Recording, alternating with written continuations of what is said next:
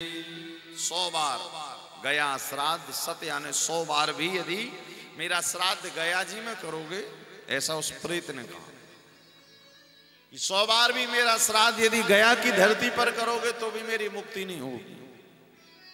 तब गोकर्ण जी ने कहा भैया प्रेत की मुक्ति कैसे, अच्छा प्रेत कौन बनता है। एक बार हमारे पास, हम गया जी में कथा कर रहे थे तो वहां पर एक कोई सज्जन आए। अब चूंकि गया में तो पितृपक्ष के समय कथा करते हैं हम लोग, 15 दिन लगा प्रति वर्ष। तो एक सज्जन पधारे, अब वो थे केमिस्ट्री के टीचर, किंतु अब उनकी मैया ने कहा कि जाओ तर्पण करो, श्राद्ध करो तमाम। तो उन्होंने कहा महाराज जब व्यक्ति जब शरीर छोड़ के चले जाता है, चला जाता है, तो वो फिर आता है इस धरती पर, हमारी मैया कह रही कि जाओ तर्पण करो, श्राद्ध करो।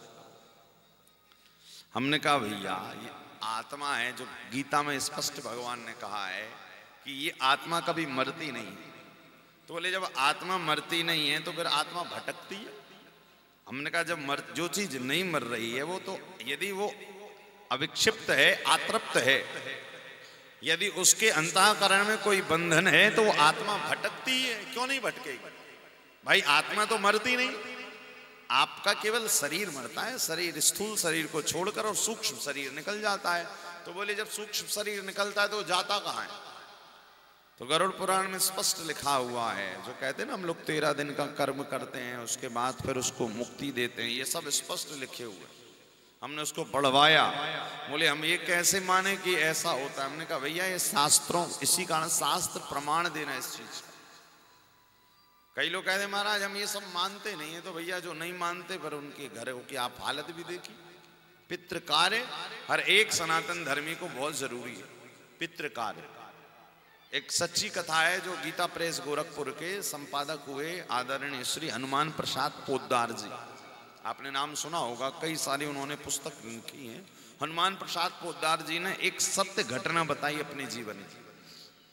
हनुमान प्रसाद पोद्दार जी ने बताया कि एक बार वो मुंबई में जो ही चौपाटी का जो एरिया है वहां बैठे थे, काफी पुरानी बात है, सन 85-90 की।